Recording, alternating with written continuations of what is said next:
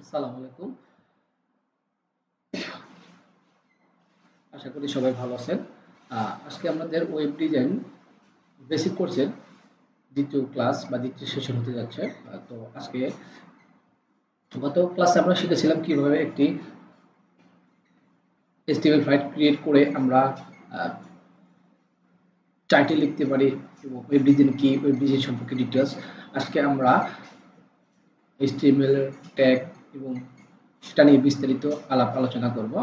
তা চলুন, সবার আগে আমরা কাজ শুরু করার আগে HTML শেখার আগে w3school.com নামে একটি ওয়েবসাইট পাবো, যেখানে আমাদের HTML, CSS, জাভাস্ক্রিপ্ট, jQuery, বুটস্ট্র্যাপের সব ধরনের ট্যাগের ডিটেলস বর্ণনা দেওয়া আছে। ঠিক আছে, এটা হচ্ছে ইংলিশ ওয়েবসাইট। আর কেউ যদি চান যে ইংলিশ কেউ না বুঝেন, কম বুঝেন, সেই ক্ষেত্রে আমরা বাংলা একটা সাইট পাওয়া যাবে। ঠিক এটার w3school.com এর যা যা 11 যা যা টেক্সট ডিটেলস সবকিছু এখানে বাংলা ওয়েবসাইটে পাবেন। একটু আসি, হ্যাঁ, এটা satacademy.com। ঠিক আছে, satacademy.com থেকে আমরা HTML এর ডিটেলস শিখতে পারবো বা জানতে পারবো। ঠিক আছে, গত ক্লাসে আমরা জেনেছি HTML কি। HTML হচ্ছে একটি মার্কআপ ল্যাঙ্গুয়েজ। তারপরে আমরা গত ক্লাস থেকে ছিলাম HTML এর ভার্সন সমূহ, HTML কি এবং একটি HTML এর পেজের স্ট্রাকচার কেমন। তারপরে HTML এর জন্য আমরা গত ক্লাসে আমরা ভিজুয়াল কোড স্টুডিও ডাউনলোড করেছিলাম এবং ইনস্টল করেছিলাম। এবং HTML একটি বেসিক স্ট্রাকচার, হেড শুরু, হেড শেষ, বডি শুরু, বডি শেষ, একটি স্ট্রাকচার তৈরি করেছিলাম। ঠিক আছে, তো কিছু জিনিস আসেন কোড শুরু করার আগে আমরা একটু বুঝে নিই যে HTML এলিমেন্টটা কি। ঠিক আছে, HTML এলিমেন্টটা কি এবং প্রত্যেকটা HTML ট্যাগের ওপেনিং এবং ক্লোজিং ট্যাগ নিয়ে গঠিত। ঠিক আছে, যেমন HTML এর শুরু এবং শেষ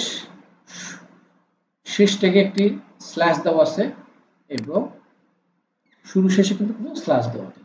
ঠিক আছে, একটি HTML এলিমেন্ট যদি আমি পুরোটাই জানতে চাই কি, প্রথম যে এলিমেন্ট আছে সেটা হলো স্টার্ট ট্যাগ এবং শেষে যে এলিমেন্টটা থাকবে স্ল্যাশ দিয়ে, এটা হলো এন্ড ট্যাগ। এবং পরবর্তী যে ট্যাগগুলো থাকে তার সাথে যদি কোনো একটি এক্সট্রা ক্লাস বা ডিটেলস বা এলিমেন্ট অ্যাড করি, সেটাকে আমরা বলবো হচ্ছে অ্যাট্রিবিউট। ঠিক আছে, অ্যাট্রিবিউট। আর অ্যাট্রিবিউটের ভিতরে ডাবল কোটেশনের ভিতরে যেটা থাকবে, যেটা মান থাকবে, এটা হয়তো বা ইমেজ থাকতে পারে, ক্লাসের নাম থাকতে পারে, আইডি থাকতে পারে, সেটাকে বলে ভ্যালু। এবং এই পি এখান থেকে শুরু এখানে শেষ, স্টার ট্যাগ এখান থেকে শুরু এখানে শেষ, এন্ড ট্যাগ এখান থেকে এখানে শেষ। ঠিক আছে, এই শুরু ট্যাগ এবং শেষ ট্যাগের মাঝখানে যেটা থাকবে সেটাকে বলবো আমরা কন্টেন্ট। ঠিক আছে, যেমন এটা হচ্ছে ওপেনিং ট্যাগ, এটা হলো ক্লোজ ট্যাগ। ঠিক আছে, আর মাঝখানে যেটা থাকবে সেটা হলো ডকুমেন্ট। ঠিক আছে, তো আমি সংক্ষেপে একটি ওয়েবসাইটকে ফলো করব, ডেভস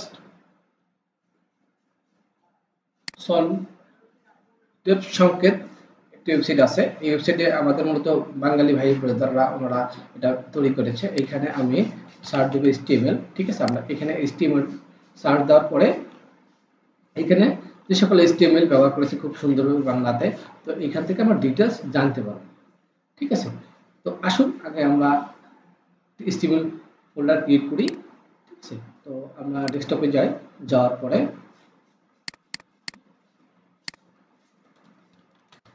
টু আমি একটি ফোল্ডার ক্রিয়েট করলাম। করার পরে আমাদের কম্পিউটার থেকে যে এডিটরটি ইনস্টল করা আছে সেটা ওপেন করলাম। ওপেন করার পরে আমরা যে ফোল্ডারটা ক্রিয়েট করলাম ডে টু নামে, এটা আস্তে করে ধরে ছেড়ে দিলাম ড্র্যাগ করে। ঠিক আছে, তাহলে আমার ফোল্ডারটি ওপেন হলো। ওপেন হওয়ার পরে এখান থেকে আমি যদি ক্লিক করি তো আমাদের একটা ডে 02.html নামে একটি ফাইল ক্রিয়েট করলাম। এর আগে আরেকটা জিনিস বোঝানোর আছে, ফোল্ডার অপশন সবার কম্পিউটারে সে যেই version Windows 7, Windows XP, Windows 10, Windows যেটা ইউজ করবেন না কেন, এখানে একটু এখান থেকে আমরা সার্চ দিয়ে ফোল্ডার অপশনটা বের করব। ফোল্ডার অপশনটা বের করার পরে ভিউ থেকে এই যে হাইড অ্যান্ড এক্সটেনশন ফাইলটা অ্যাপ্লাই ওকে।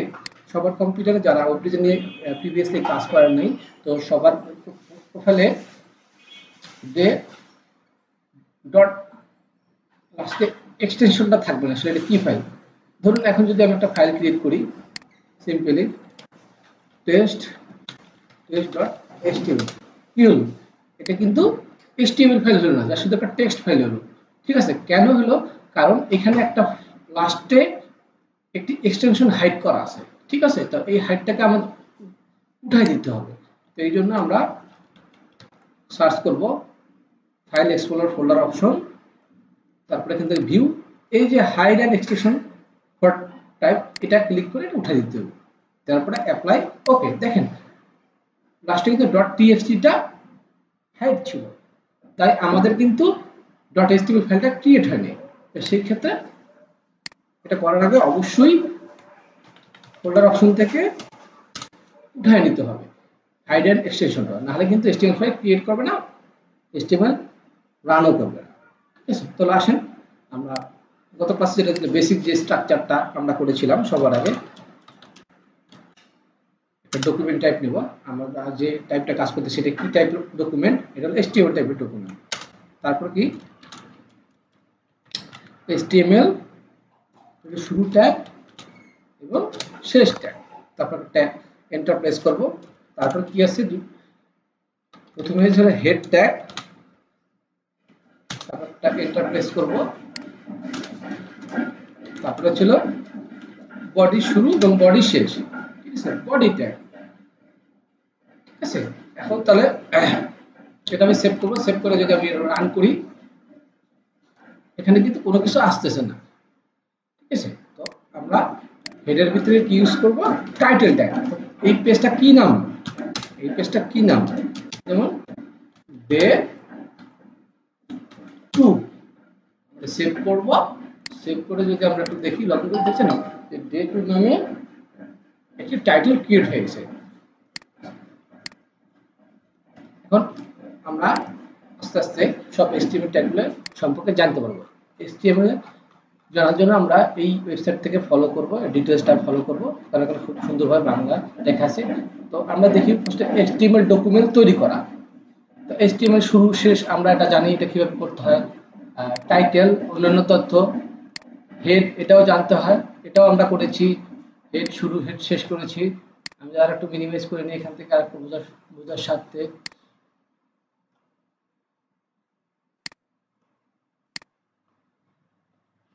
তারপরে ছিল দৃশ্যমান অংশটুকু, মানে বডি শুরু বডি শেষ। বডি শুরু বা দৃশ্যমান অংশ সেট বলতে এখানে বুঝাইছে এই যে বডিটা আছে, পুরো যে হোল ওয়েবসাইট আছে, এই যে জায়গাটুকু, এটা হচ্ছে দৃশ্যমান অংশটুকু।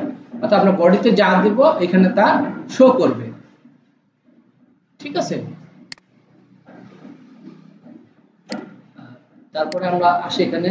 তারপর ছিল টাইটেল। টাইটেলটা কোথায়, ডকুমেন্টের টাইটেল সেট। ডকুমেন্টের টাইটেল সেট তো আমরা এখানে ইউজ করছি, এটা হয় হেডের ভিতরে। ঠিক আছে, তারপরে আছে হলো বডি অ্যাট্রিবিউট।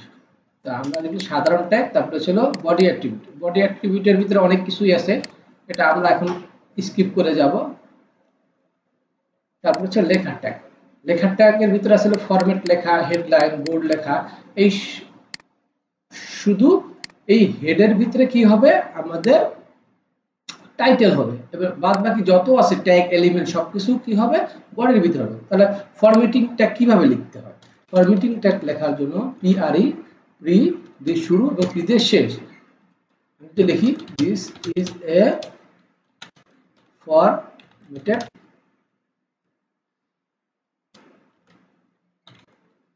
ফরম্যাটেড ওয়ার্ড যদি সার্চ দেই এখন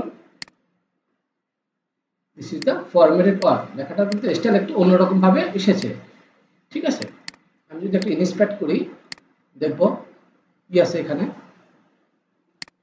দেখেন এই যে পি শুরু এবং পি শেষে মাঝখানে যেটা কন্টেন্টটা ওটাই কিন্তু ডেস্কটপে শো করেছে। তো আসেন আমরা অন্য আরেকটা ট্যাগ শিখি। তারপরে কিছু হেডলাইন। হেডলাইন বলতে বলেছে হেডিং, যেমন যদি আমরা কোনো ওয়েবসাইটে যাই এইটা একটু বড়, তারপর এটা একটু ছোট, এটা আর একটু বড়। ঠিক আছে, এই যে ছোট বড় যে ট্যাগগুলো আছে এগুলো মূলত ছিল হেডিং ট্যাগ। ঠিক আছে, তো হেডিং ট্যাগ কিভাবে হয় সিম্পলি, যেমন আমি যদি এখান থেকে আমি এটা দেখি ব্রাউজ একটা এক্সটেনশন আছে কিনা, ভিএসও লাইভ শেয়ার, এই প্রবলেম। আচ্ছা ঠিক আছে, এখান থেকে যদি আমি F1 এ ক্লিক করি এবং লাইভ শেয়ারে যাই, একটু অপেক্ষা করি আমরা, চলে এসেছি। আমরা পাশাপাশি কাজ করবো, তাহলে বুঝতে আমাদের সুবিধা হবে। তাহলে এটা ছিল ফরম্যাটিং ট্যাগ। ঠিক আছে, প্রথমে আমরা যেটা শিখলাম এটা কি হলো ফরম্যাটেড, এটা আমরা কমেন্টিং করে রাখবো। ফরম্যাটিং করতে হয় কিভাবে দেখেন, শুরু করলাম এবং শেষ করলাম, ফরম্যাটেড ট্যাগ। ঠিক আছে, আমি যদি দেখি একটা ওয়েবসাইটে গিয়ে কি আছে, এটা ফরম্যাটেড ট্যাগ। ঠিক আছে, তারপরে কি আছে হেডিং, হেডিং ট্যাগ। এই যে কমেন্টিং যেটা করলাম, এটা করার সুবিধা হচ্ছে হলো আমি যখন হাজার হাজার লাইন কোড লিখবো, এখন কোন সেকশনে কোন কোড ইউজ করা আছে এটা তো বুঝতে পারবো না। যখন এটা আমরা কমেন্টিং করে রাখবো তখন কিন্তু এটা বডিতে শো করবে না। ঠিক আছে, এটা শুধু এডিটরেই শো করবে। তো হেডিং ট্যাগ কি, প্রত্যেকটা হেডিং ট্যাগে যেমন শুরু আছে শেষ আছে, যেমন এগুলো শুরু এলো শেষ ট্যাগ। ঠিক আছে, ঠিক এরকম প্রথম হচ্ছিল H1 শুরু এবং শেষ, H1 শুরু এবং শেষ হচ্ছিল হেডিং 1। তারপরে কি এসে হচ্ছিল হেডিং 2, হেডিং 2। তারপরে কি আছে হেডিং 3। ঠিক আছে, এরকম heading 4, H4, heading 5, heading 5, heading 6, heading 6। ঠিক আছে, এখানে কি হলো হেডিং 1 2 3 4 5 6। তো HTML এ হেডিং ট্যাগ আছে 1 থেকে 6 পর্যন্ত। আপনি যদি এখানে আবার নিজের মতো করে দেন হেডিং 7 শুরু শেষ, ঠিক আছে, হেডিং 7 এটা কিন্তু নিবে না। ঠিক আছে, এই নামে কোনো ট্যাগ ব্রাউজার নাই, সেভ নাই। আমি দেখি হেডিং 7, এটা কিন্তু কাজ করবে না। হেডিং 7 নামে কিন্তু আসলে কোনো ট্যাগ নাই। ঠিক আছে, তাহলে H1 থেকে শুরু H6 পর্যন্ত হেডিং হয়, হেডিং 7 নামে কোনো ট্যাগ নাই। তো ঠিক কি দেখলাম আমরা, হেডিং ট্যাগগুলো কি 1 2 3 4। ঠিক আছে, তারপরে কি আমাদের তারপরে ছিল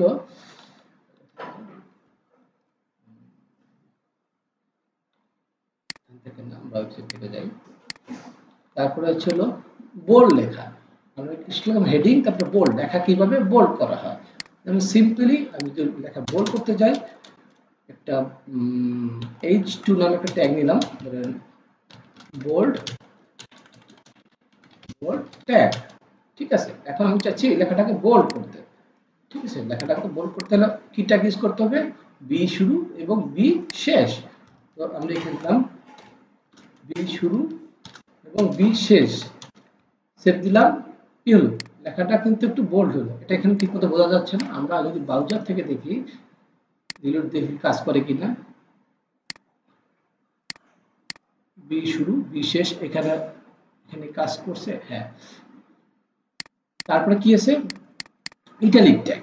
ঠিক আছে, ইটালিক ট্যাগ বলতে অর্থাৎ লেখাটা আমাদের বিভিন্ন এসিডিক লেখাটা একটু বাঁকা। ঠিক আছে, আমি যদি লিখি ধরেন A3 ইটালিক যাই, ট্যাগটা দেখি শিখি আই শুরু এবং আই শেষ। ঠিক আছে, আই শুরু করলাম, আই শেষ করলাম, কি ইটালিক ট্যাগ, সেভ দিলাম। দেখছেন লেখাটা একটু বাঁকা। তাহলে এখানে কি কি দেখলাম আমরা, ফার্স্টে formatted tag, format tag PD শুরু পিডি শেষ দিয়ে, তারপরে হেডিং ট্যাগগুলো H1 থেকে H6 পর্যন্ত, তারপরে বডি ট্যাগ কিভাবে লেখাটা বোল্ড করতে হয়, তারপরে হচ্ছে ইটালিক ট্যাগ। ঠিক আছে, তারপরে ছিল ইটালিক ট্যাগ।